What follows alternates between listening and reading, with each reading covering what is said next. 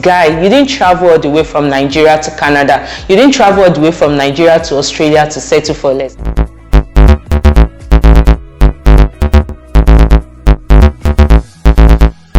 Hello beautiful people, my name is Tolulope and welcome to season 2 episode 2 of my JAPA Diaries. But before we go into today's topic, in case this is your first time here, welcome. I am so happy to have you on here. So what is JAPA Diary? JAPA Diary is an episode that I started on my YouTube channel where I share my experience as a new immigrant in United States of America. And before you ask, yes, I am a Nigerian. Nigeria is a country in the West African part of the world. So that being said, let's get into season 2 episode 2 of JAPA Diary. And in today we'll be discussing top mistakes new immigrants when they move abroad. And by abroad, I mean US, I mean UK, I mean Canada, I mean Australia, I mean the UAE, whatever country you are in. These are top mistakes that new immigrants make. And I am sharing this mistake because I have made a couple of them and I don't want you to make these mistakes. And even when you are making the mistake, you might not be aware of it. So I am doing this video to bring about the awareness that these are the mistakes you're already making or you have the potentials of making. And because Tolulope is here to help you, I'm going to be sharing those mistakes new immigrants make and also provide solutions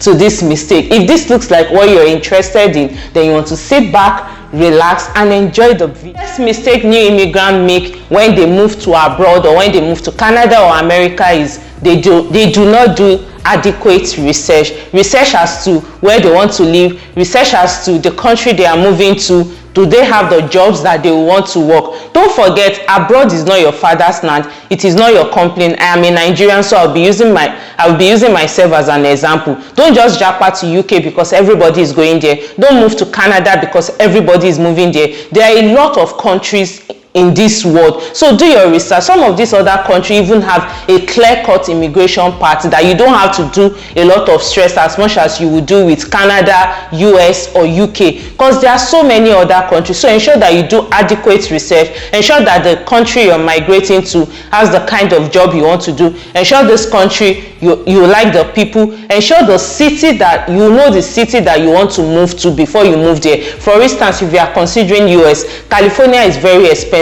So don't say because Tolulope mentioned California or she lives in California, don't just move to California without having adequate job that will be able to foot your bill. So what I'm just saying in essence is, if you are thinking of moving abroad, irrespective of the country, then you have to be a research student, because trust me, you are going to be doing a lot of it. So ensure that before you start japaing to any country, ensure you have done your adequate research. And that is the #1 mistake a lot of immigrants make, because they don't want to do research. They want somebody to spoon feed them, and you are an adult, learn to start doing. So the second mistake new immigrants make when they move abroad is they refuse to take the transitional job or the survivor job.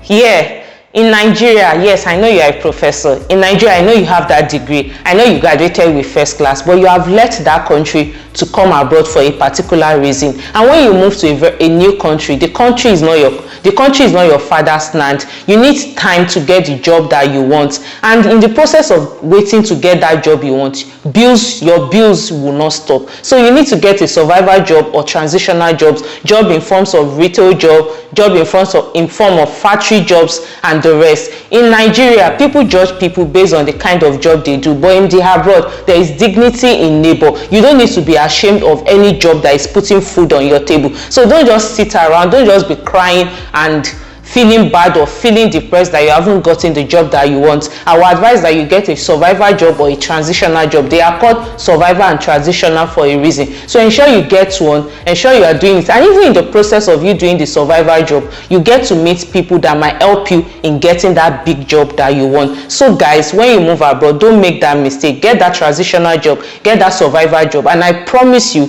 in no time, you will get that job that you want. And the third mistake I'll be telling you, the third mistake new immigrants make when they move abroad is comparing lifestyles and keeping up with the Joneses. See, let me tell you, in the abroad, there are 3 reasons why you should not compare, or 4 why you should not compare your lifestyle with anybody. 1, because it is not good. Why should you be comparing your life with that of another person? No 2 immigrants have the same journey. No 2 immigrants have the same story. So you have to learn to stop comparing your lifestyle or keeping up with the Joneses, because most time you realize that you're in competition with yourself, because the person you are competing with or comparing your lifestyle with might not even be aware that you exist. So number 1 reason somebody might have a better lifestyle than you is because they probably earn more than you and they've been in the system long enough to have built their financial journey. And the next reason is they might be living from paycheck to paycheck. For instance, I am a Nigerian, and in Nigeria my parents have taught me the habit of savings and the need to have a good financial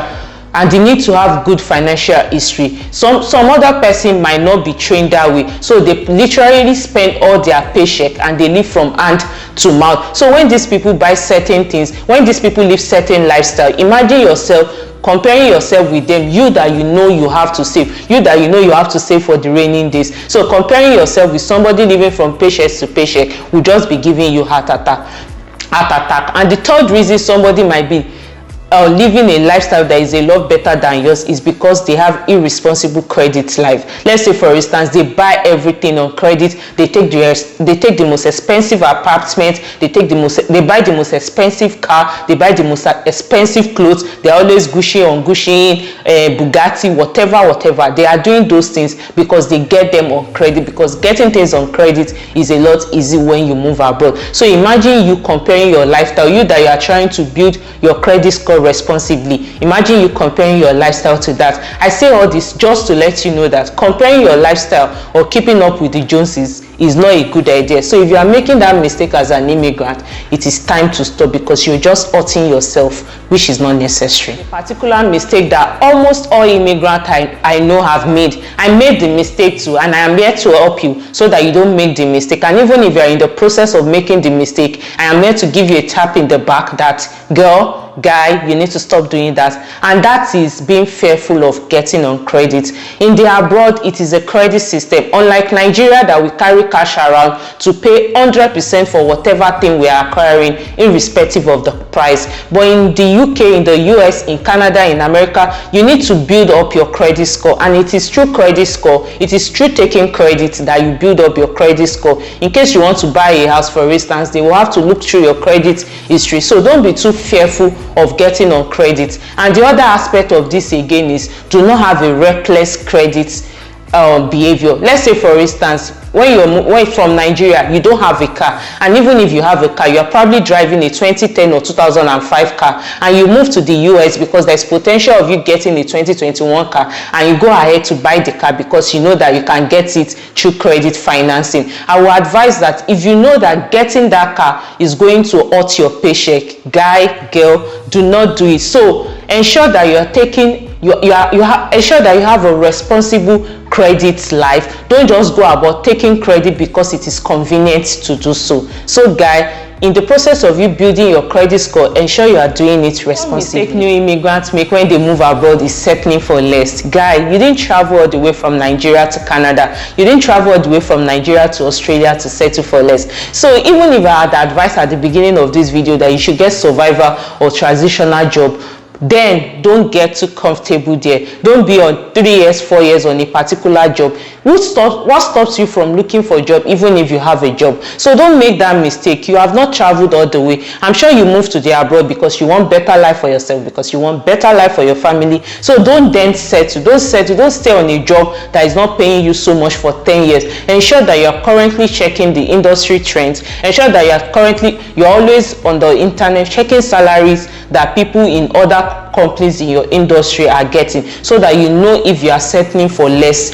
or not. Ensure you're always checking companies within your industry, because this will serve as a guide to help you know if you are settling for less or not. And if you're currently still working your survival job, this is not me putting you under pressure. This is just me giving you a tap that, girl, it's time to start looking for something better. You can't keep working on minimum wage job for the rest of your life, because you need to enjoy your life. You need to live that luxury lifestyle that you deserve. one is for my students. I was going through Twitter about last week and I saw somebody, a full-grown adult, tweeting to students, telling them how he has successfully worked more than 20 hours a week, the minimum required for students in the abroad to work, and he was teaching them how to go about it. And this is me telling you, if you are a student in the UK, if you are a student in the US, if you are a student in Canada, please ensure that you are not working more than the required hours. If I'm not mistaken from research, you are not supposed to work more than 20 hours per week.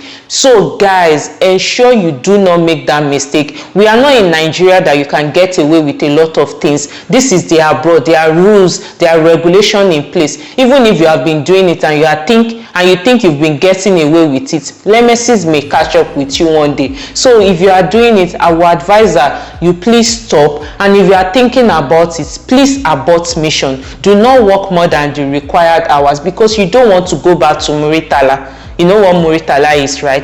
If you are Nigerian, you want to ensure you don't want to go back there when you are not the one traveling for a vacation or going to visit friends and family.